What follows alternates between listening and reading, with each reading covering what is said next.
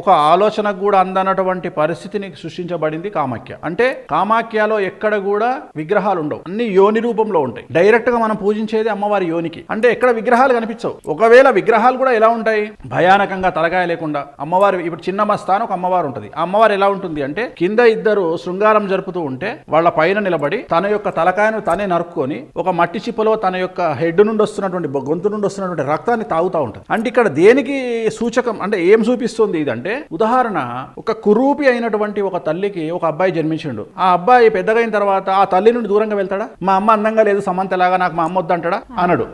So ఎంత కురూపి అయిన తల్లి అయినా తన తల్లిని ప్రేమిస్తాడు. సో ఇది ఒక దృష్టాంతం. అందానికి సంబంధం లేదు, మాతృత్వం అనేటువంటిది అలాంటిది. అంటే తన తల్లి తన పిల్లల్ని ఎల్లప్పుడూ కాపాడుకుంటది అని చెప్పడంలో భాగంగా ఈ యొక్క ఉపమానం వర్తిస్తుంది. సో అక్కడ ఎక్కడ కూడా విగ్రహాలు అందంగా ఉండవు, స్మార్ట్ గా మనం చూసే విగ్రహాలాగా స్మార్ట్ గా ఎక్కడ ఉండవు.